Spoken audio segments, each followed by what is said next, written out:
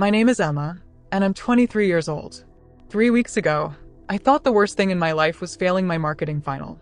Today, I'm sitting in Dr. Patterson's office, staring at x-rays that show shadows where there shouldn't be any. The fluorescent lights above buzz like angry wasps, and the antiseptic smell makes my stomach churn. My mother's hand trembles in mine, her wedding ring clicking against my bracelet with each nervous shake. Everything in this sterile room feels too bright, too clean, too final. Acute lymphoblastic leukemia, Dr. Patterson says, his voice gentle but unwavering. The words hang in the air like smoke, thick and suffocating. I watch his mouth move as he explains treatment options, survival rates, and protocols, but the sound feels muffled, as if I'm underwater. My father clears his throat repeatedly, a nervous habit I've known since childhood. The vinyl chair beneath me squeaks every time I shift, trying to find a position where this news might feel less real. Time seems to have stopped completely in this moment. The irony isn't lost on me as I process these life-altering words. Just last month, I was complaining about how boring my life had become. College graduation behind me, no clear career path ahead, stuck in my hometown while my friends scattered across the country chasing dreams. I had prayed for something, anything, to shake up my mundane existence. The universe, it seems, has a twisted sense of humor about answering desperate prayers. Now I'm faced with the ultimate plot twist, one I never saw coming in my carefully planned narrative. My phone buzzes in my pocket with what feels like an intrusion from another world. A text from my best friend Sarah about weekend plans, something about a new restaurant downtown. The normalcy of it feels absurd now, like receiving an invitation to a party in a foreign language. How do I explain that weekend plans might extend indefinitely into uncertainty? That the girl who used to stress about tomorrow's weather now has to think in terms of months, maybe years, maybe less. The contrast between my morning self and this afternoon version feels like comparing strangers who happen to share the same body. Dr. Patterson slides a pamphlet across his desk with practiced efficiency. Hope and healing, your journey with leukemia. It reads in cheerful blue letters. The cover features a sunset over calm water, probably meant to be inspirational and uplifting. Instead, it feels like a travel brochure for a destination I never wanted to visit. My hands shake as I pick it up, the paper crinkling under my grip like autumn leaves. Somewhere in this sterile office, surrounded by medical degrees and anatomical charts, my old life officially ended without ceremony. The medical terminology washes over me in waves of confusion and terror. Words like chemotherapy, bone marrow, and remission suddenly become personally relevant rather than abstract concepts. I find myself memorizing phrases I never wanted to learn, creating a new vocabulary for a life I didn't choose. The statistics feel surreal, percentages and probabilities applied to my own mortality. Dr. Patterson's voice becomes background noise as my mind races through implications I'm not ready to face. This can't be happening to me. Not now, not when I was just starting to figure everything out. My mother asks questions I hadn't thought of yet, her maternal instincts kicking in despite her obvious shock. When will treatment start? How long will it take? What are the side effects? Her voice wavers but remains steady, the same tone she used when I was 8 and needed stitches after falling off my bike. My father sits silently, absorbing information like a sponge, his face expressionless, but his hands clenched tightly in his lap. I realize they're both trying to be strong for me while processing their own version of this nightmare. The weight of their fear adds another layer to my growing panic. The appointment schedule Dr. Patterson outlines sounds like a prison sentence disguised as medical care. Hospital visits 3 times a week, blood draws, scans, consultations with specialists whose names I can't pronounce. My carefully organized life, with its color-coded calendar and 5-year plan, crumbles into chaos. I think about my job, my apartment, my relationship with Tom, all suddenly existing in a state of suspended animation. Nothing will ever be the same again, and I haven't even started treatment yet. The future I'd been building dissolves before my eyes like sugar in rain. As we prepare to leave, Dr. Patterson hands me his business card along with appointment times. His handwriting is surprisingly neat for a doctor, each letter carefully formed as if legibility might somehow make this easier. He explains about support groups and social workers, resources I never imagined needing. The hospital suddenly transforms from a place where other people get sick to my new second home. I wonder how many other young people have sat in this same chair, receiving similar news, feeling the same disorienting mix of disbelief and terror that currently threatens to overwhelm me completely. Walking through the hospital corridors toward the parking garage feels like moving through molasses. Other patients and families move around us with purpose while we navigate this new reality in slow motion. An elderly man in a wheelchair smiles at me as we pass, and I wonder if he sees something in my expression that identifies me as a fellow traveler on this unwanted journey. The elevator ride down feels endless, each floor marking another step away from the life I knew this morning.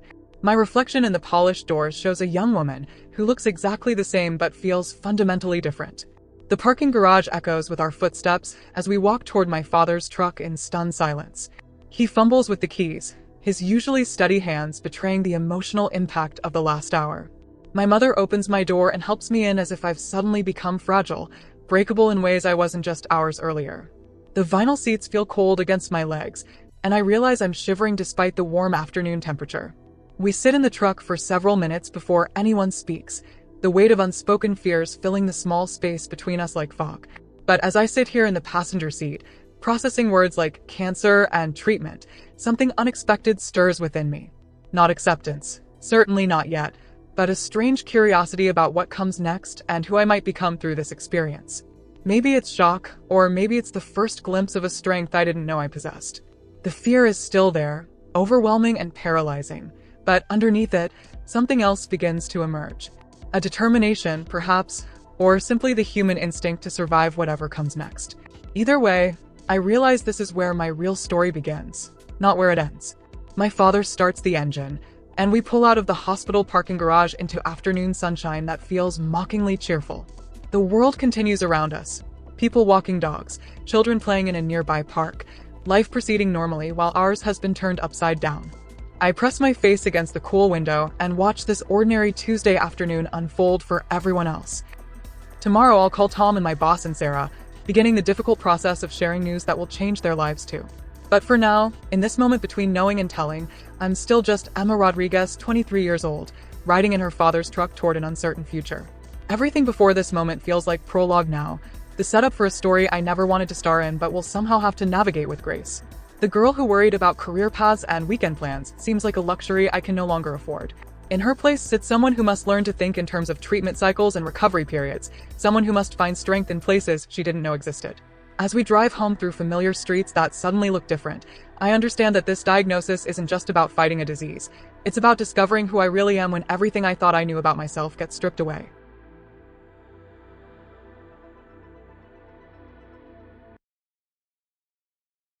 We tell emotional and inspiring stories about life's toughest battles, moments of illness, struggle, recovery, love, and loss.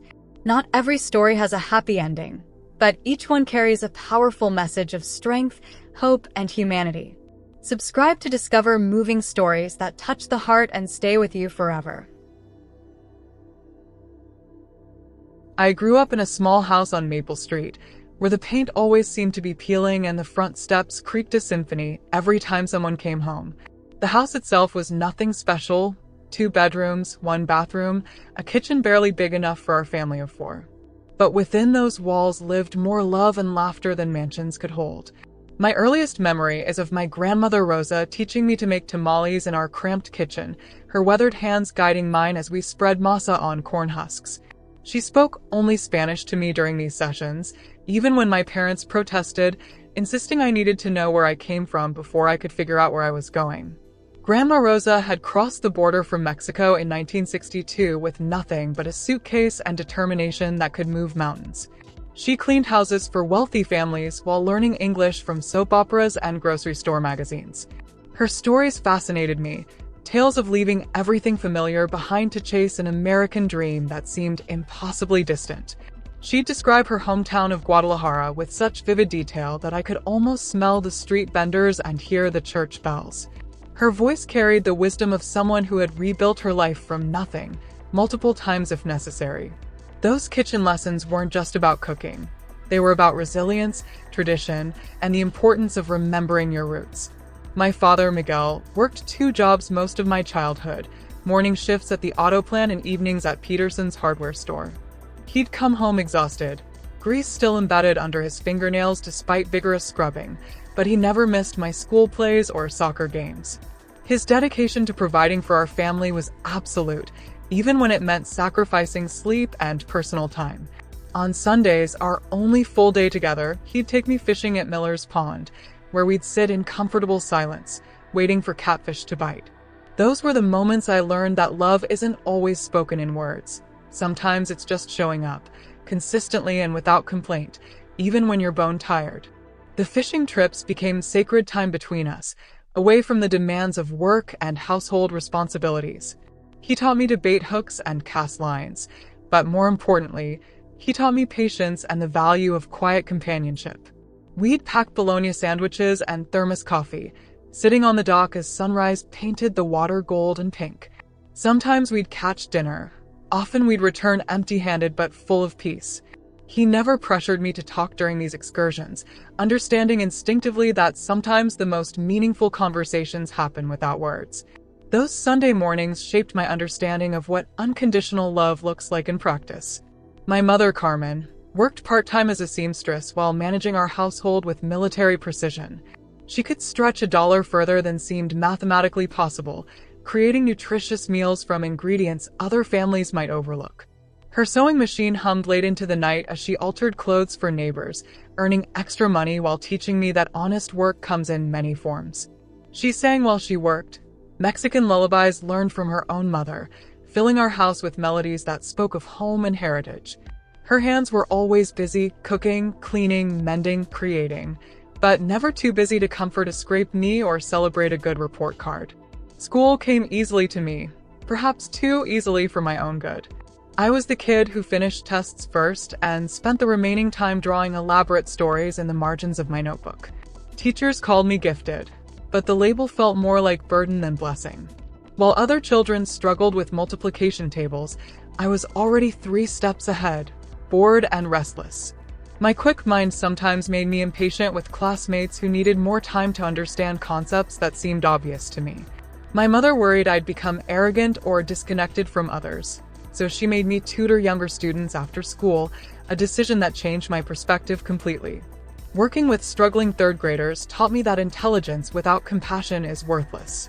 I learned to break down complex ideas into digestible pieces, to celebrate small victories, and to find different ways of explaining the same concept until it clicked. Little Maria, who cried over math homework, became my first real teaching success when she finally understood fractions.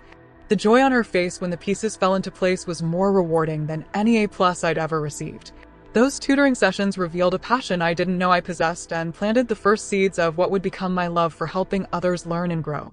Middle school brought the usual awkwardness, amplified by our family's financial struggles and my accelerated academic development. I wore hand-me-downs from older cousins while classmates sported the latest fashions from expensive stores. My lunch came packed in recycled grocery bags while others carried designer lunchboxes with matching thermoses. The embarrassment was crushing at 12, when fitting in feels like a matter of life or death. I learned to sit in corners of the cafeteria, hoping my secondhand clothes wouldn't draw attention or cruel comments. The experience taught me early that appearances rarely reflect reality, though the lesson came with significant emotional cost. Despite the social challenges, I found refuge in academic achievement and extracurricular activities that didn't require expensive equipment or uniforms. The debate team welcomed anyone with strong opinions and research skills, providing me with a platform where my quick mind was an asset rather than a social liability. I discovered I had a natural talent for public speaking, finding confidence behind the podium that eluded me in hallway conversations. Competition success brought recognition that felt earned rather than inherited, validation based on effort and skill rather than family circumstances. These achievements began building a foundation of self-worth independent of material possessions. High school marked my subtle rebellion phase, though it was mild by most standards. I dyed my naturally brown hair black, wrote poetry that I thought was profound but was probably terrible, and dated a boy my parents actively disliked. Marcus played guitar in a band called Broken Dreams, which should have been warning enough for anyone with common sense. He wore leather jackets year-round and spoke in philosophical riddles that seemed deep at 16. We lasted 6 months before I realized he was more interested in the idea of having a girlfriend than actually getting to know the real me. The breakup taught me my first real lesson about self-worth and the difference between being wanted and being valued. The relationship's end forced me to examine what I actually wanted in a partner versus what looked impressive to my teenage peers. Marcus had been attractive in an obvious way, mysterious, slightly dangerous, the kind of boy who made other girls jealous. But he never asked about my dreams, my family, or my thoughts on anything deeper than weekend plans. He liked the version of me that agreed with everything he said and laughed at all his jokes. When I started expressing my own opinions, he lost interest quickly. The experience taught me that being alone was preferable to being with someone who only loved an edited version of myself. My senior year brought unexpected clarity about my identity and future goals. Mrs. Henderson assigned our class to write detailed autobiographies, a project that initially seemed tedious but became transformative. Sitting at my desk, pen hovering over blank paper, I realized I had no idea who I was beyond other people's expectations and definitions. Daughter, student, tutor, girlfriend, all roles I played for others. But where was Emma in all of this? That night, I started a journal, not about what happened to me, but about who I wanted to become. It was the first time I wrote purely for myself, exploring thoughts and dreams I'd never voiced aloud. The journal became my confidant and mirror, reflecting back a young woman who was more complex and ambitious than she'd previously recognized. I wrote about wanting to travel, to create something meaningful, to build a life that honored my family's sacrifices while pursuing my own dreams. I explored questions about identity, success, and happiness that had no easy answers. The process revealed interests and aspirations I'd buried under the pressure to be practical and responsible. Writing became my way of making sense of the world and my place in it. Those late-night journal sessions planted the seeds of self-awareness that would serve me well in the challenges ahead, though I had no way of knowing what storms were coming. My graduation day arrived with typical fanfare and underlying anxiety about leaving the familiar behind. Standing in my cap and gown, surrounded by classmates who'd known me since kindergarten, I felt simultaneously proud and terrified. The future stretched ahead like an unmapped territory, full of possibilities and potential pitfalls. My family beamed with pride in the audience, the first college-bound graduate our extended family had produced. As I walked across that stage to receive my diploma, I carried not just my own dreams, but the hopes and sacrifices of everyone who'd supported me along the way. State University felt like stepping into a different universe, one where my background made me exotic rather than embarrassed. The campus sprawled across rolling hills like a small city, with brick buildings covered in ivy and students who looked like they belonged in magazine advertisements. My dorm room was smaller than my bedroom at home, but it was mine alone, the first private space I'd ever had. My roommate Jessica came from Connecticut wealth, the kind where casual conversations mentioned summer homes in Martha's Vineyard and ski trips to Aspen. Initially intimidating, she became my unexpected bridge into confidence I didn't know I possessed, teaching me that intelligence was currency, and I was richer than most students who'd grown up with material advantages I'd never known. The first semester challenged everything I thought I knew about academics and social dynamics. High school had been a small pond where I was clearly the biggest fish, but college was an ocean full of valedictorians and national merit scholars. My study habits, developed for less demanding coursework, proved inadequate for university-level expectations. I spent countless nights in the library, learning to take notes effectively, to read critically rather than passively, and to write papers that went beyond simple regurgitation of facts. The adjustment was humbling but necessary, forcing me to develop intellectual humility alongside academic rigor. For the first time in my life, I had to truly work for good grades rather than relying on natural ability alone. My major changed 3 times in 2 years, each switch representing another attempt to find my true calling. Pre-med seemed practical initially, honoring my family's respect for doctors and promising financial security. But organic chemistry crushed my GPA and my spirit simultaneously, revealing that good intentions don't compensate for lack of passion. The late-night study sessions felt like torture, memorizing molecular structures that held no meaning for me. I withdrew from the pre-med track after my second semester, disappointing my parents but relieving enormous pressure that had been building in my chest like a steam engine ready to explode. English literature became my second attempt at finding academic direction, drawn by my love of reading and secret dream of becoming a writer. The professors were inspiring, opening my eyes to authors and perspectives I'd never encountered in high school. I devoured novels by Toni Morrison and Gabriel Garcia Marquez, finding mirrors for my own bicultural experience in their magical realism and complex narratives. But practical concerns nagged at me during every class, my father's voice echoing warnings about starving artists and impractical dreams. The major felt romantic and intellectually satisfying but financially terrifying, especially given my family's sacrifices to fund my education. I needed something that fed both my soul and my future security. Marketing finally called to me during my sophomore year, combining creativity with strategy, storytelling with business sense in ways that felt both practical and inspiring. Professor Martinez became my mentor, pushing me to think beyond conventional campaigns toward advertising that could actually change minds and hearts rather than simply selling products. His classes felt like creative writing workshops disguised as business courses, teaching us to craft narratives that resonated with human emotions and values. I discovered I had an intuitive understanding of what motivated people, perhaps developed through years of observing human nature in my diverse hometown. The field offered opportunities to be creative while building a stable career, satisfying both my artistic impulses and practical necessities. Living away from home revealed parts of myself that had been dormant or suppressed during my controlled teenage years. I joined the debate team, discovering that my high school experience had only scratched the surface of my talent for public speaking and logical argument. College-level debates required deeper research, more sophisticated reasoning, and the ability to think on my feet under pressure. I thrived in this environment, finding that competition brought out my best thinking and most confident self. The team became my first real chosen family, a group of intellectually curious students who valued sharp minds over social backgrounds or designer wardrobes. The social aspects of college proved more challenging than the academic ones, requiring navigation skills I hadn't developed during my relatively sheltered upbringing. Fraternity parties felt like anthropological expeditions into a foreign culture, where small talk and networking seemed more important than genuine connection. I learned to make conversation with people I had nothing in common with, developing social graces that would serve me well in professional settings. But I also learned to distinguish between acquaintances and friends, between people who enjoyed my company and those who truly knew me. The distinction became crucial for maintaining my sense of self in an environment that could easily sweep away individual identity. My junior year brought my first serious relationship since high school, though this time with someone who actually knew and appreciated who I was beneath surface appearances. David was a philosophy major with kind eyes and an unfortunate tendency to overthink everything, including our relationship dynamics. He analyzed our compatibility like it was his thesis project, creating pros and cons lists for decisions as simple as where to eat dinner on Friday nights. 6 months in, I realized I was dating someone who loved the idea of love more than he actually loved me as a specific person. His affection felt theoretical rather than personal, based more on how I fit his concept of an ideal girlfriend than on genuine connection to my individual qualities. The relationship taught me important lessons about emotional authenticity and the difference between being studied and being known. David could recite my favorite books and remember my class schedule, but he never seemed genuinely curious about my thoughts or feelings in the moment.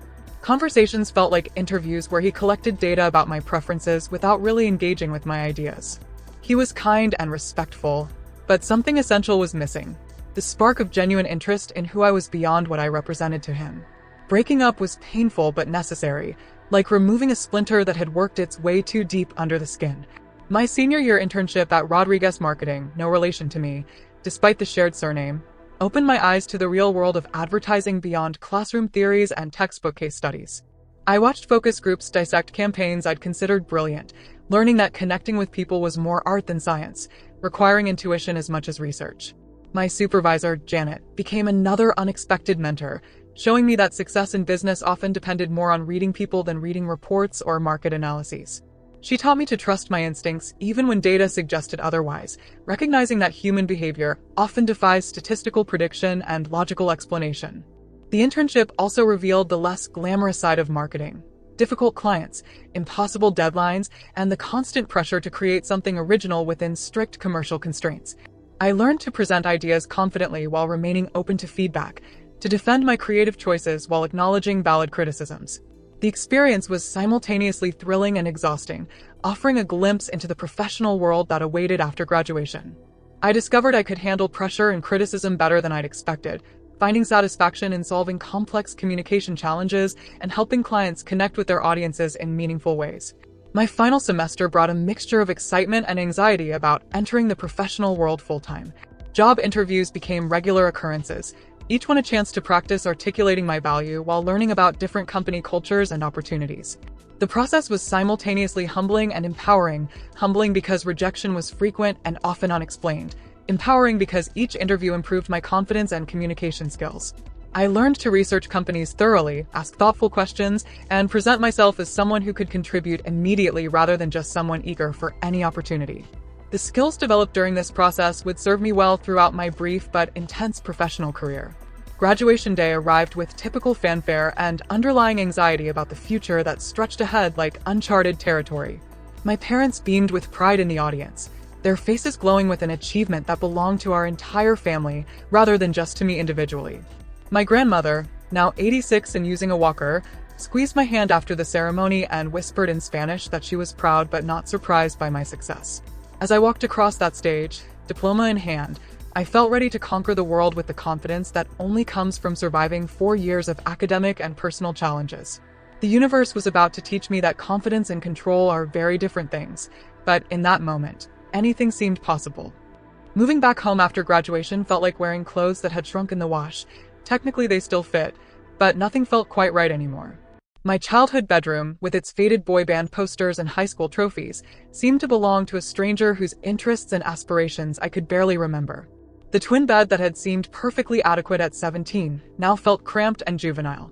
My parents tried to give me space while clearly wanting to celebrate having their daughter home again, creating an awkward balance between adult independence and childhood comfort. The town itself seemed smaller somehow, as if my 4 years away had shifted my perspective on everything familiar and comforting. The job market proved more challenging than career counselors had suggested during optimistic senior year seminars. My marketing degree felt increasingly worthless with each rejection email, each automated response thanking me for my interest while regretfully informing me they'd chosen someone with more experience. Companies wanted candidates with 3 to 5 years of professional background, but wouldn't hire someone without experience to gain that background. Hit 22 that frustrated my logical mind and bruised my newly minted professional ego. I began to understand why so many graduates moved back home and took retail jobs while continuing their search for career opportunities that seemed increasingly mythical. My first real job offer came from a small local advertising agency that specialized in car dealership commercials and restaurant flyers, hardly the creative campaign work I'd dreamed about during college marketing courses. The office was a converted house with mismatched furniture and a coffee pot that hadn't been cleaned since the Clinton administration. But it offered a salary, health insurance, and the magic word experience that every other employer seemed to require. The work was mind-numbing at first, designing newspaper ads for oil change specials and writing radio spots for pizza delivery, but it provided real-world experience with difficult clients and tight deadlines that university projects hadn't truly prepared me for. My boss, Mr. Peterson, was old school in all the worst ways, making comments about my appearance that would have been inappropriate in any decade but seemed especially outdated in the 21st century. He questioned whether I was serious enough for business because I wore colorful blouses instead of conservative blazers, and he had a habit of explaining basic concepts I'd mastered years earlier while overlooking my actual contributions to projects. The environment was toxic, but it taught me valuable lessons about documenting conversations, standing my ground professionally, and recognizing red flags in workplace dynamics. These skills would prove invaluable throughout my brief but intense career, helping me navigate professional challenges with confidence and strategic thinking. 6 months into the soul-crushing local job, I landed an interview with a regional marketing firm in the state capital, 3 hours away from everything familiar and comfortable. The position offered real creative challenges, room for advancement, and colleagues who seemed to value innovation over office politics. The salary was modest but livable, and the work environment felt like what I'd imagined professional life would be during my idealistic college years. My parents worried about me moving so far away, their first child to leave not just for education but for permanent relocation. The night before my big move, my grandmother gave me her rosary, the same one she'd carried from Mexico 50 years earlier, along with her blessing and prayers for success in my new adventure. City life suited me in ways I hadn't expected, challenging assumptions I'd held about myself and what I needed to be happy. My tiny apartment had character, if you considered peeling wallpaper and temperamental plumbing as desirable character traits rather than maintenance issues. The building was old but charming, with neighbors who nodded politely in hallways without prying into personal business. For the first time in my life, I was completely anonymous, free to create an identity based on choices rather than family history or hometown reputation. The independence was both exhilarating and occasionally lonely, offering freedoms I'd never experienced alongside responsibilities I'd never faced alone. My coworkers were diverse, ambitious, and refreshingly direct about their career goals and personal aspirations. Office conversations ranged from weekend plans to professional development strategies, creating an environment where learning and growth were expected rather than exceptional. For the first time since high school debate team, I felt like I belonged somewhere not because of family obligations or geographical accident, but because I'd chosen it and earned my place through merit and effort. The work challenged me daily, from brainstorming sessions that required creative thinking to client presentations that demanded confident communication and strategic problem-solving skills. Dating in the city offered more options, but somehow felt more complicated than small-town relationships. Dating apps reduced potential partners to curated photos and witty one-liners, missing the depth and context that had made high school and college relationships feel more organic and meaningful. I went through a series of pleasant but forgettable relationships, coffee dates, and dinner conversations that felt like job interviews disguised as social interactions. Each experience taught me more about what I didn't want than what I did, helping me develop clear standards and expectations for genuine partnership rather than casual companionship. The loneliness surprised me sometimes, surrounded by millions of people yet feeling fundamentally alone in ways I hadn't experienced even in my small hometown where everyone knew everyone else's business. City anonymity was liberating but also isolating, offering privacy at the cost of community connection. I learned to create my own support network through work friendships, gym acquaintances, and neighbors who became familiar faces if not close friends. The experience taught me the difference between being alone and being lonely, helping me develop independence and self-reliance that would serve me well during the medical challenges ahead.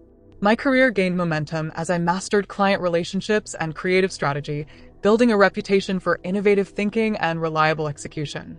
My campaigns started winning small regional awards, recognition that felt validating after years of academic achievement followed by entry-level frustration. Headhunters began calling with opportunities at larger firms, suggesting that my professional trajectory was heading in the right direction at the right pace. Life felt like a puzzle where pieces were finally clicking into place, each success building toward a larger picture of the adult life I'd been working toward since graduation. The professional recognition brought increased confidence and expanded opportunities, including speaking engagements at marketing conferences and invitations to join industry associations. I began building a personal brand and network that extended beyond my immediate workplace, creating foundations for long-term career success and professional growth. Mentors emerged from unexpected places, offering guidance and opportunities that accelerated my development beyond what I could have achieved alone. The trajectory felt sustainable and promising, suggesting that the struggles of post-graduation job searching had been temporary setbacks rather than permanent obstacles. My personal life began stabilizing as I developed routines and relationships that felt authentic rather than convenient. I found a gym I actually enjoyed, a coffee shop where baristas knew my order, and a dry cleaner who could remove any stain while engaging in friendly conversation about weather and weekend plans. These small connections created a sense of belonging in the urban environment, transforming an intimidating city into a collection of familiar spaces and friendly faces. The life I was building felt intentional and sustainable, representing the best aspects of independence and professional achievement. I had detailed plans mapped out for the next 5 years, including promotion timelines, savings goals, and personal milestones that felt both ambitious and achievable. My calendar was color-coded and carefully organized, balancing professional obligations with personal interests and relationship building. The future stretched ahead like a well-marked highway, with clear destinations and reasonable expectations for arrival times. I felt in control of my destiny in ways I'd never experienced before, confident that hard work and careful planning would yield predictable results. Cancer, it turns out, doesn't consult 5-year plans or respect carefully organized calendars before making its devastating entrance into otherwise orderly lives. Tom entered my life during the autumn of my second year in the city, when falling leaves matched my falling defenses against romantic optimism. We met at Shakespeare & Company, a bookstore coffee shop where I developed a habit of spending Saturday mornings reading and people-watching between weekend errands. I was browsing the Latin American literature section when we both reached for the same worn copy of 100 Years of Solitude by Gabriel Garcia Marquez. Our hands touched briefly over the book spine, and his laugh when he realized what happened was genuine and infectious, the kind that makes strangers turn and smile involuntarily. He immediately insisted I take the book, claiming he'd already read it 3 times and was just revisiting an old friend. Our conversation over coffee revealed someone whose perspective on the world was both grounded and imaginative, practical yet romantic in ways that appealed to my own complex nature. Tom worked as a freelance photographer, based in Portland but traveling frequently for assignments that took him to places I'd only dreamed of visiting. He specialized in capturing candid moments that professional photographers often missed: children's expressions during street performances, elderly couples sharing park benches, the way afternoon light transformed ordinary buildings into architectural poetry. His work portfolio revealed an artist I combined with a journalist's curiosity, someone who noticed beauty in mundane moments others rushed past without seeing or appreciating. He was visiting our city for a magazine assignment documenting urban renewal projects, which should have been a red flag for someone seeking relationship stability. But his eyes held warmth that made geography seem temporarily irrelevant. We spent that first afternoon walking through downtown neighborhoods, him pointing out architectural details and lighting conditions while I shared stories about local history and hidden gems discovered during my 2 years of city exploration. The conversation flowed effortlessly between serious topics and playful banter, creating the kind of intellectual and emotional connection I'd been seeking since my unsatisfying college relationship experiences. Our long-distance courtship unfolded through late-night phone calls that stretched past reasonable bedtimes and weekend visits that felt like mini-vacations from ordinary reality. He would describe his current assignment location while I shared office stories and urban adventures, creating intimacy through shared details of our separate daily lives. The anticipation of his visits transformed my mundane apartment into something special, prompting cleaning frenzies and careful meal planning that felt more like preparation for celebrations than routine social calls. Each reunion after time apart felt like rediscovering someone familiar, yet consistently surprising, maintaining excitement that many established relationships seem to lose over time. The photography assignments that initially seemed romantic began revealing practical challenges of dating someone whose career required constant travel and unpredictable scheduling. Important conversations happened through phone screens, and special occasions were celebrated weeks early or late depending on his availability and location. I learned to be flexible with plans while maintaining my own routine and social connections, balancing independence with partnership in ways that required constant negotiation and understanding. The relationship demanded emotional maturity and trust that pushed both of us to grow beyond our previous relationship patterns and expectations. After 8 months of cross-country romance, Tom made the life-changing decision to relocate permanently to my city, finding a small studio apartment 6 blocks from my place and slowly integrating into the urban life I'd carefully constructed over 2 years. Having him nearby felt simultaneously like winning the lottery and losing hard-won independence, creating excitement and anxiety in equal measure. I loved falling asleep next to him and sharing morning coffee rituals, but struggled with compromising on decisions I'd grown accustomed to making alone. Learning to share space, from closet room to weekend plans, required emotional muscles I hadn't fully developed during my years of single city living. Our relationship deepened through shared experiences that revealed character under pressure and stress rather than just compatibility during pleasant moments. When I got severe food poisoning from a questionable street vendor, he spent the entire night bringing me water and holding my hair back without complaint or dramatic gestures. When his expensive camera equipment was stolen from his locked car during a downtown assignment, I helped him navigate police reports and insurance claims while researching replacement options within his freelance budget. These unglamorous moments taught us that supporting someone means showing up for disasters as well as celebrations, building trust through reliability, rather than just romance. The practical aspects of merging our lives required compromise and patience that tested both our individual boundaries and our commitment to building something together. He was naturally messy, the kind of person who left coffee cups in random locations and forgot to cap toothpaste tubes, while I thrived on organization and predictable systems. We developed household routines that honored both our needs. Designated spaces for his photography equipment that didn't interfere with my color-coded filing systems, shared cooking responsibilities that played to our individual strengths. These negotiations taught us communication skills that would prove invaluable when facing much more serious challenges than whose turn it was to buy groceries. Tom's artistic temperament complemented my analytical nature in ways that enhanced both our perspectives and capabilities. He helped me notice visual details I'd previously overlooked. The way morning light created patterns on our apartment walls, how different neighborhoods had distinct architectural personalities, why certain color combinations worked better than others in my marketing presentations. I provided structure and planning skills that helped him manage the business side of freelance photography more effectively, creating systems for client communication, project timelines, and financial record-keeping that reduced his stress and increased his professional efficiency. We became better individuals through partnership, each contributing strengths that compensated for the other's natural weaknesses. Tom proposed on a Tuesday evening in December, nothing elaborate or Instagram-worthy, just the two of us making dinner in his tiny kitchen while snow began falling outside his single window. He said he didn't want to wait for perfect timing or orchestrated romance because he'd learned that perfect moments can't be planned or predicted, only recognized and celebrated when they occur naturally. The ring was a simple white gold band with a modest but sparkling diamond, exactly what I would have chosen for myself if I'd been brave enough to know what I actually wanted rather than what I thought I should want. His proposal speech was brief but heartfelt, acknowledging that our relationship hadn't been conventional, but had been consistently real and growing stronger through shared experiences and mutual respect. He talked about wanting to build a life together that honored both our individual dreams and our partnership goals, creating something neither of us could achieve alone. The moment felt perfect not because of elaborate planning, but because of its authentic spontaneity, representing who we actually were rather than who we thought we should be for such an important occasion. I said yes before he finished talking, surprising both of us with the certainty and enthusiasm of my response. Planning our wedding became a crash course in family diplomacy and budget management that tested our communication skills and shared values. My parents wanted traditional elements that honored our Mexican heritage, mariachi music, specific flowers, ceremonial customs that would connect our celebration to generations of family history. Tom's family preferred casual celebrations that reflected their Northwestern sensibilities and outdoor lifestyle preferences. We found ourselves mediating between different cultural expectations while trying to create an event that felt authentic to our own relationship and shared vision of commitment. The process was more stressful than romantic, but it forced important conversations about how we would blend our backgrounds into something new. The guest list negotiations revealed family dynamics and social expectations neither of us had fully considered during our courtship phase.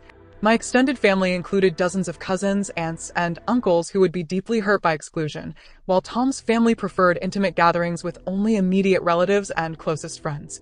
Budget constraints added another layer of complexity, forcing difficult decisions about priorities and compromises that satisfied no one completely but honored our most important values and relationships. We learned to present unified decisions to our families while privately working through disagreements about everything from venue selection to menu planning.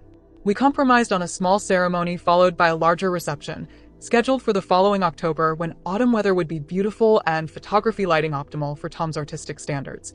The date became circled on my calendar in red ink, a beacon of hope and celebration that represented not just our commitment to each other, but our faith in a shared future we were building together. We planned honeymoon destinations and discussed timelines for major life decisions like home ownership and family planning, creating a roadmap for the next several years that felt both exciting and achievable.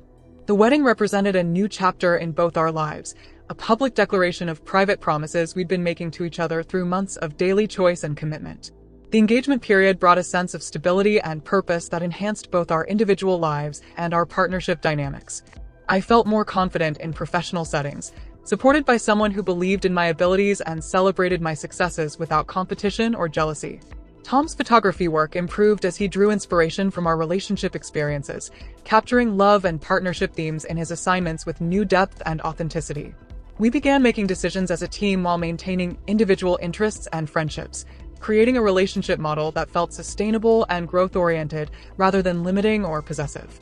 But life, as I was about to learn in the most devastating way possible, doesn't respect engagement announcements or wedding planning timelines. The future we'd been carefully constructing together, with its color-coded calendars and shared savings goals, would soon be tested by challenges neither of us had imagined or prepared for during our happiest planning moments. The October date circled in red ink would become a symbol not of celebration but of dreams interrupted, hopes postponed, and love tested by circumstances that would reveal whether our partnership was strong enough to survive the unthinkable.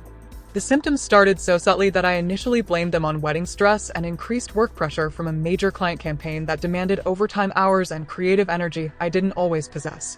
Fatigue that couldn't be cured by extra coffee or earlier bedtimes began creeping into my daily routine like fog rolling in from the ocean. I found myself needing afternoon naps that left me feeling more tired than refreshed, dragging myself through evening activities that had previously energized me. My usual morning runs became exhausting rather than invigorating, leaving me breathless after distances I'd previously covered easily. I attributed these changes to the natural consequence of juggling professional responsibilities with wedding planning and the emotional demands of merging two lives into one shared future. Bruises appeared on my arms and legs without memory of impact or explanation, purple and yellow marks that seemed to materialize overnight like abstract art painted by an invisible artist. Initially, I assumed they resulted from normal clumsiness amplified by distraction and busy schedules, bumping into furniture while rushing to appointments, knocking against door frames while carrying multiple items. But the bruising pattern seemed too extensive and random for simple accidents, covering areas that rarely made contact with obstacles during normal daily activities. Tom noticed first, pointing out fingerprint-sized discolorations I'd somehow overlooked despite daily mirror encounters and regular grooming routines. His concern felt overblown initially, typical male overreaction to minor health issues that women learn to manage without dramatic responses. But photographs he took for documentation purposes revealed patterns too extensive and mysterious to dismiss as normal wear and tear from active urban living and demanding professional schedules. The images showed my arms and legs covered in bruises at various stages of healing, creating a timeline of unexplained injuries that couldn't be attributed to any specific incidents or activities. Something was clearly wrong with my body's normal healing and clotting processes, though I resisted acknowledging the implications of this evidence. My primary care physician, Dr. Williams, took one look at my documented bruising patterns and immediately shifted from routine checkup mode to serious medical investigation.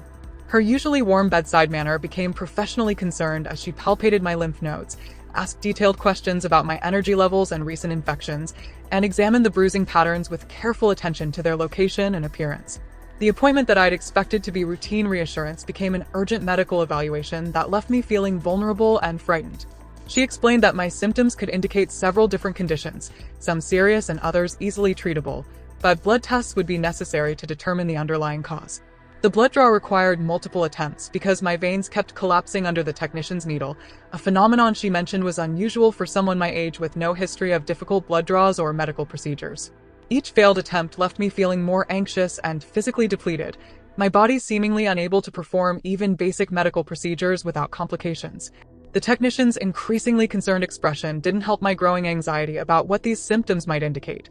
Finally, she succeeded in collecting enough blood for the comprehensive panel Dr. Williams had ordered, covering everything from basic vitamin deficiencies to serious blood disorders. The waiting period between blood draw and results felt endless, each day stretching like a month while I oscillated between denial and panic about potential diagnoses. I researched my symptoms online despite knowing better, falling down internet rabbit holes that led to increasingly frightening possibilities and medical scenarios.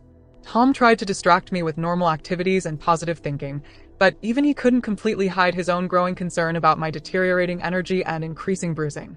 Work became difficult as concentration problems joined my physical symptoms, making creative thinking and client presentations more challenging than they'd ever been. The call came on a Thursday afternoon while I was reviewing marketing proposals for a major client presentation scheduled for the following week. Dr. Williams asked me to come in immediately, bringing someone for support if possible, her tone carrying emotional weight that made my stomach drop and my hands shake uncontrollably.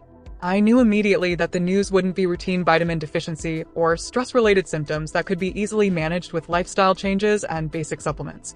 Her request to bring support could only mean serious diagnosis requiring major life changes and medical intervention. I dialed Tom's number with trembling fingers, struggling to form coherent words when he answered. He left a photography session immediately and met me at the medical building, his presence providing comfort even as my world began tilting off its familiar axis toward unknown territory. We sat in the waiting room holding hands without speaking, both understanding that this appointment would divide our lives into before and after segments that couldn't be bridged by optimism or denial. Other patients around us seemed engaged in routine healthcare maintenance, while we faced potential life-altering diagnosis that would change everything we'd been planning and building together.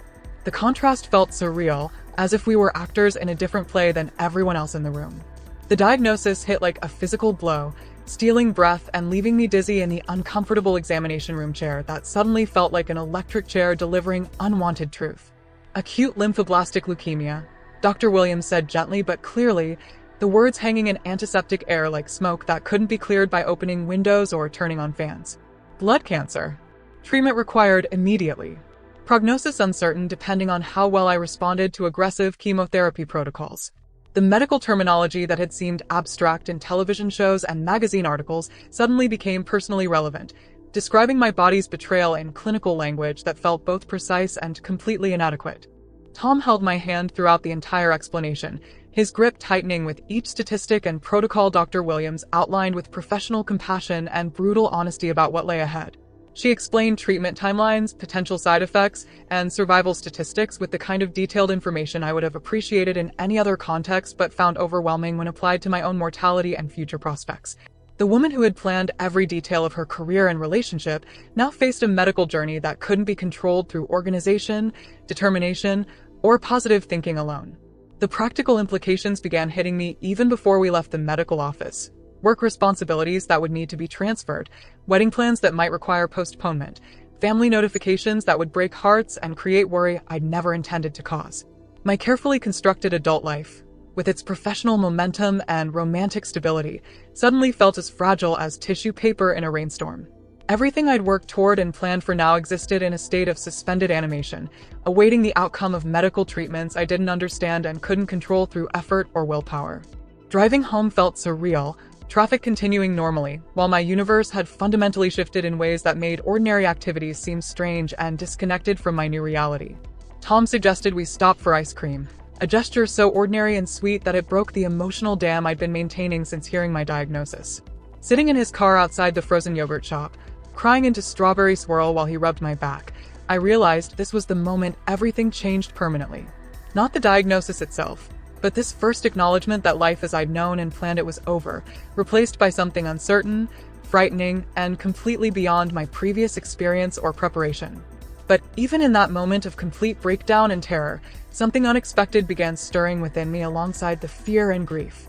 Not acceptance, certainly not yet, but perhaps the first glimpse of a fighting spirit I'd never needed to access during my relatively comfortable and predictable life up to this point.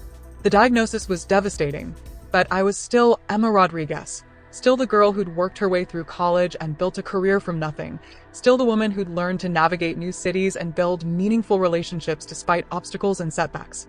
Cancer might have chosen me as its next victim, but I hadn't chosen to surrender without the fight of my life. The next 3 months became a blur of hospital visits, chemotherapy sessions, and medical procedures that transformed my body into a battlefield I barely recognized as my own. The oncology ward became my second home, with nurses who knew my name and preferences, other patients who nodded in solidarity during treatment sessions, and a routine that revolved around blood counts and medication schedules rather than work meetings and social plans.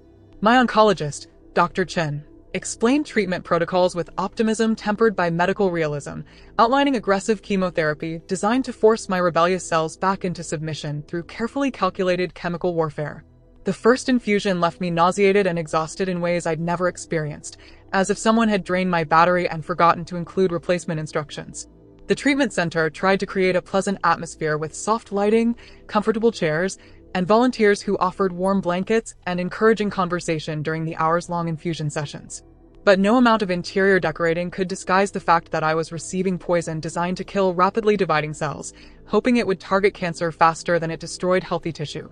I learned to bring books, podcasts, and small projects to occupy my mind during treatments, creating a routine that made the surreal experience feel slightly more manageable. Other patients became familiar faces sharing this strange journey, each dealing with their own version of medical crisis with varying degrees of grace, fear, and determination. Hair loss started gradually, then accelerated dramatically like a time-lapse video of seasonal change. Strands appeared on my pillow each morning, clogged the shower drain despite protective measures, and fell into my food during meals like unwanted seasoning. The process felt like watching my identity disappear piece by piece, each lost strand representing another step away from the woman I'd been toward someone I didn't recognize. Tom suggested we take control of the situation by shaving it off together, rather than watching it disappear involuntarily, transforming an inevitable loss into a conscious choice that felt empowering rather than victimizing. Sitting in his bathroom with a buzzing clipper in his steady hands, we transformed my appearance from recognizable to alien in a matter of minutes. The woman in the mirror looked like a stranger, but somehow stronger and more essential than the one who'd been losing hair involuntarily over several weeks. We laughed and cried simultaneously as my dark curls fell to the floor, creating a pile of discarded identity that we swept up and threw away like any other household debris. Tom kissed my newly bald head and declared me beautiful, a statement that felt both loving and slightly ridiculous given my current appearance, but meant everything coming from someone who'd chosen to stay despite circumstances neither of us had signed up for originally. Work became impossible as treatment intensified and side effects multiplied beyond what I could manage while maintaining professional responsibilities and client relationships. My boss, initially supportive and understanding about medical leave requirements, grew impatient with my unpredictable schedule and diminished energy levels as weeks turned into months without improvement. The demanding creative work that had once energized me now felt overwhelming and impossible, requiring mental clarity and physical stamina I could no longer consistently provide. Medical leave provided financial security through insurance benefits, but removed the routine and professional identity that had structured my adult life for several years. Days blended together in a pharmaceutical haze of medications designed to manage side effects, prevent infections, and support my compromised immune system through the rigors of chemotherapy treatment. I learned to track symptoms, energy levels, and side effects with the dedication I'd previously applied to marketing campaigns and client presentations. The detailed record-keeping helped medical staff adjust treatments, but also revealed patterns of decline and recovery that felt like reading weather reports about my own body's ability to withstand ongoing assault from both disease and cure.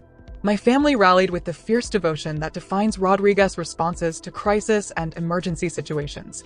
My mother moved in temporarily, filling my apartment with the smells of her traditional cooking and the sounds of her constant prayers for my recovery and strength. She learned to prepare meals that wouldn't aggravate my treatment-induced nausea while maintaining the nutritional density my compromised system required for healing. My father took time off work he couldn't afford financially to drive me to treatments, sitting quietly in waiting rooms reading outdated magazines while poison dripped into my veins with promises of healing that felt both hopeful and terrifying. Their presence provided comfort even when conversation felt impossible due to fatigue or emotional overwhelm from processing the daily realities of serious illness. We developed a routine of shared silence that felt supportive rather than awkward, understanding that sometimes love expresses itself through simple presence rather than words or activities. My grandmother's rosary appeared in my hands during particularly difficult treatment sessions, the familiar beads providing tactile comfort that connected me to generations of women who'd faced their own versions of impossible circumstances with faith and determination. The wedding planning that had once excited me became a source of stress and difficult decisions about timing, guest expectations, and celebration appropriateness during medical crisis. How do you plan a future celebration when your future itself exists in a state of medical uncertainty that defies traditional timeline planning? We postponed the October date indefinitely, telling ourselves and concerned family members that it was temporary while privately wondering if we were being naive or realistically optimistic about my prognosis and recovery timeline. Some days I felt angry about the postponement. Other days I felt grateful not to have the pressure of event planning while managing treatment demands. Tom suggested a simple ceremony in the hospital chapel, a gesture that felt both romantic and practical, but somehow insufficient compared to the celebration we'd originally envisioned for marking our commitment to building a life together. Something in me resisted settling for less than the full celebration we'd planned, not out of vanity but from a desire to maintain hope and normal expectations despite abnormal circumstances. The decision to wait felt like betting on my own survival and recovery, an act of faith that became its own form of treatment alongside the medical protocols. By month 3 of treatment, my body had developed a grudging adaptation to the routine of destruction and attempted repair that defined each treatment cycle. Blood counts fluctuated like stock market reports, with good days and bad days, determined by numbers on laboratory printouts that arrived via electronic medical portals several times weekly. Some mornings I felt almost normal, capable of short walks around my neighborhood and phone conversations with friends who were learning to navigate the awkwardness of talking to someone facing mortality before age 30. Other days brought complete exhaustion that made lifting my head from the pillow feel like an enormous physical and emotional challenge. The unpredictability was almost worse than constant illness, creating emotional whiplash between hope and despair that exhausted mental resources as much as physical treatment exhausted my body's systems. I learned to manage expectations, celebrating small victories like successful blood counts or symptom-free afternoons while preparing emotionally for setbacks that seemed to arrive without warning or apparent cause. The experience taught me about resilience I didn't know I possessed alongside fragility I'd never had to acknowledge or accommodate in my previously healthy and predictable life. Support groups provided connection with other young adults facing similar medical crises. Though initially I resisted attending sessions that felt like admitting defeat or accepting a patient identity I wasn't ready to embrace fully. But the shared experience of navigating cancer treatment during what should have been prime career and relationship-building years created understanding that family and friends, despite their love and support, couldn't provide through good intentions alone. These strangers became allies in a war none of us had chosen, but all of us were determined to fight with whatever weapons medical science and personal determination could provide against an enemy that respected neither age nor ambition. The doctors never used the word terminal directly when my condition began deteriorating more rapidly than anyone had predicted or prepared for emotionally. Instead, they preferred clinical phrases like limited treatment options and focus on comfort care that somehow sounded both more professional and more hopeful than the brutal reality they were attempting to communicate with medical diplomacy. But I knew the truth before anyone said it explicitly. My body knew before my mind could accept it, growing weaker despite increasingly aggressive interventions and experimental protocols that offered hope but delivered diminishing returns. The cancer had developed resistance to our best weapons faster than medical literature suggested was typical, spreading to organs and systems with ruthless efficiency that defied statistical predictions and optimistic prognosis. By December, conversations with my medical team shifted subtly but unmistakably from cure-focused to comfort-focused, from discussing years of remission to managing months or weeks with dignity and minimal pain. The transition felt like changing radio stations mid-song, suddenly hearing different music that didn't match the rhythm I'd been expecting or preparing for mentally. Dr. Chen explained palliative care options with the same thoroughness he'd used for chemotherapy protocols, but the vocabulary change marked a fundamental shift in our shared goals and expectations. We were no longer fighting to win. We were fighting to lose gracefully, on my terms, surrounded by love rather than machines. The decision to stop aggressive treatment and transition to hospice care wasn't a defeat, despite how it might sound to someone who hasn't walked this particular path toward an inevitable destination. After months of feeling like a passive victim of both disease and cure, choosing comfort over continued fighting felt like reclaiming authorship of my own story's conclusion. The decision belonged to me, rather than to medical statistics or family expectations, representing perhaps the most important choice I'd ever made about how I wanted to spend whatever time remained. Control, it turned out, wasn't about preventing death, but about choosing how to approach it with integrity and peace.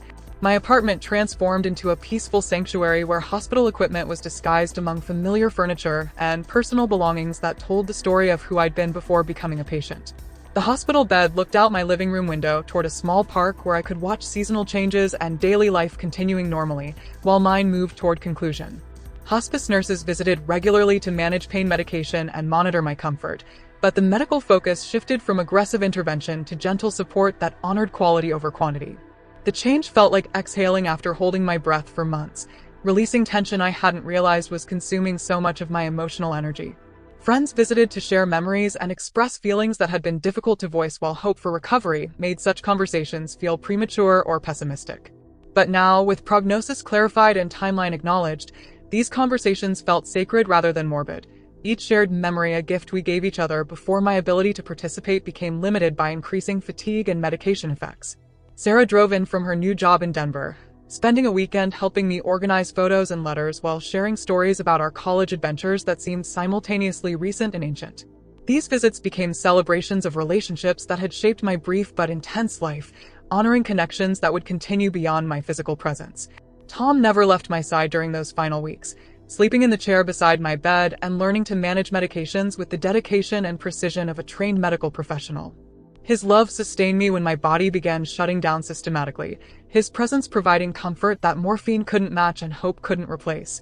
We talked about everything and nothing during hours when sleep was impossible and conversation was still manageable, sharing dreams we'd never pursue together and memories we'd treasure forever in whatever form consciousness takes after bodily death.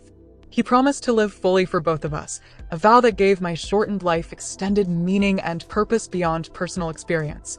The conversations we'd been having about wedding plans and future goals gradually evolved into discussions about legacy, love, and what continuation means when physical presence ends but emotional impact remains. Tom recorded some of our talks, creating audio memories he could revisit when my voice was no longer available for comfort or conversation. We talked about places he should travel, experiences he should pursue, and ways he might honor our love while building new relationships that wouldn't diminish what we'd shared. These conversations required courage neither of us knew we possessed, but they provided closure and peace that made approaching death feel less like abandonment and more like transformation. My family surrounded me with the warmth I'd known since childhood, creating a circle of love that made my small apartment feel like the safest place in the world despite harboring such serious illness. My mother's prayers mixed with my father's quiet presence and my grandmother's weathered hands holding mine whenever possible, creating a sacred space where life and death felt like natural transitions rather than tragic interruptions. They shared stories from my childhood I'd forgotten, painting pictures of a girl who'd always been curious, determined, and ready to face challenges with more courage than common sense would recommend. Hearing my life reflected through their eyes helped me understand that my story had always been about courage, even before cancer provided the ultimate test of that essential character trait. The little girl who'd stood up to playground bullies had grown into a young woman who faced terminal illness with dignity and grace that surprised everyone, including herself. Their stories revealed patterns of strength and determination I hadn't recognized while living them, but that now felt like preparation for this final demonstration of who Emma Rodriguez really was beneath surface roles and social expectations. The pain became manageable with proper medication, but weakness grew daily until simple tasks required enormous effort that left me exhausted from activities that had once been automatic and unconscious. Speaking became difficult, then unnecessary, as the people who loved me learned to read my needs through glances and small gestures that communicated more efficiently than words. My world contracted gradually to essential elements that had always mattered most but had sometimes been obscured by busy schedules and ambitious plans: love, gratitude, and peace with the journey that had brought me to this moment of transition from one form of existence to whatever comes next. Watching sunsets through my window became a daily ritual that marked time passing while connecting me to natural rhythms that had preceded my life and would continue after my death. The changing light reminded me that endings could be beautiful too, That darkness wasn't necessarily scary when it followed illumination that had burned brightly enough to create lasting impact on people and places touched by its warmth. Each sunset felt like practice for the ultimate letting go, teaching me that release could be graceful rather than desperate, natural rather than tragic. My final journal entries, written when strength still allowed for holding pens and forming letters, attempted to capture lessons learned during this abbreviated but intense lifetime for anyone who might find value in perspectives gained through facing mortality earlier than expected. I wrote about living boldly rather than safely, about choosing depth over breadth in relationships and experiences, about finding meaning in moments rather than achievements that might not last as long as hoped. The writing process helped me understand that my story's value wasn't diminished by its brevity, but possibly intensified by the concentrated experience of love, loss, hope, and acceptance compressed into 23 years. I'm writing these final words on a February afternoon when winter light slants through my apartment window at an angle that paints everything golden, reminding me one last time that endings can indeed be beautiful when approached with acceptance rather than resistance. The sunset fills my small living space with warm light that makes familiar objects look magical and precious, exactly as they should appear during final moments of appreciation. If you're reading this, it means my story found its way to someone who might benefit from whatever lessons my brief time here was meant to teach about living fully regardless of timeline constraints or future uncertainty. Live boldly enough to create stories worth remembering. Love deeply enough to impact other lives permanently and positively. Don't wait for perfect timing because it doesn't exist outside our hopeful imagination. Take risks that might lead to failure, but also to experiences that justify the danger involved. Remember that sometimes the greatest courage isn't in fighting to stay when staying means suffering, but in knowing when to let go with grace that honors both life lived and death approached with dignity. And most importantly, understand that length of life matters far less than depth of living, breadth of love, and positive impact on people whose lives intersect with yours during whatever time you're granted for making your unique contribution to the world. Emma passed away peacefully at home on February 28th, surrounded by the people who loved her most and had supported her through every stage of her courageous battle against leukemia. Her story, written during the final months of her life when treatment had shifted from cure focus to comfort focus care, was discovered by Tom among her personal papers in a folder marked for later that also contained letters to family members and instructions for her memorial service. She had continued writing even when physical weakness made the process exhausting, determined to complete this record of her experiences for reasons she explained in a note attached to the manuscript. Tom shared her story because Emma had always believed that stories have the power to change lives by providing perspective, inspiration, and connection across the barriers that often separate people facing different circumstances.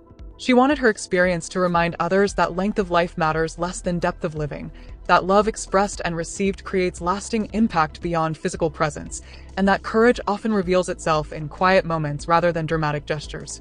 Her final writings revealed a young woman who had discovered profound wisdom through facing mortality with grace that impressed everyone who witnessed her journey from diagnosis to peaceful acceptance. The Emma Rodriguez Foundation, established by her family with initial funding from Tom's sale of their planned wedding venue and reception deposits, provides support for young adults facing serious illnesses, ensuring they have access to both medical care and emotional resources that acknowledge their unique needs and circumstances. The foundation offers practical assistance with treatment-related expenses, peer support groups for patients and families, and educational resources that help young people navigate medical systems while maintaining hope and dignity throughout their treatment experiences. Emma's parents serve on the board alongside Tom and several friends who had witnessed her courage and wanted to honor her memory through service to others facing similar challenges. Her favorite quote, found written in her journal multiple times during different stages of her illness, serves as the foundation's motto and appears on materials distributed to patients and families seeking support. We cannot control how many days we have, but we can control how much life we put into each day. The phrase captured Emma's philosophy about making the most of whatever time is available, whether measured in decades or months, by choosing experiences and relationships that create meaning and joy regardless of duration. Foundation recipients often report that this simple but profound message helps them focus on living fully rather than merely surviving their medical challenges. The annual Emma Rodriguez Memorial Scholarship, funded through Tom's photography donations and community fundraising events, supports marketing students who demonstrate both academic excellence and commitment to using their professional skills for social good, rather than purely commercial success. Recipients must submit essays describing how they plan to use marketing and communication skills to create positive impact in their communities, honoring Emma's belief that creative talents should serve purposes beyond personal advancement or corporate profit. The scholarship has supported dozens of students who might otherwise have been unable to complete their education due to financial constraints. Tom continues her legacy through photography projects that document stories of resilience, hope, and human connection in medical settings, donating proceeds to cancer research and patient support organizations across the country.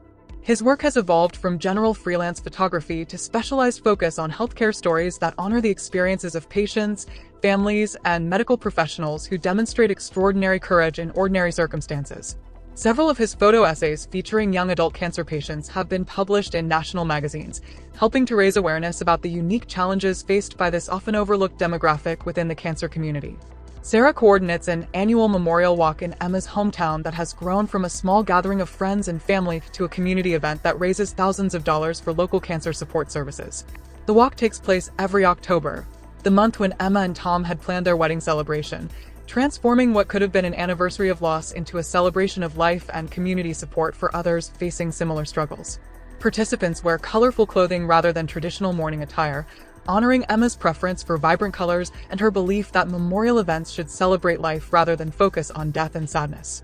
Emma's journal, edited and published by a small press with proceeds donated to cancer research, has become an unexpected source of comfort and inspiration for young people facing serious illnesses and their families seeking understanding of what their loved ones might be experiencing.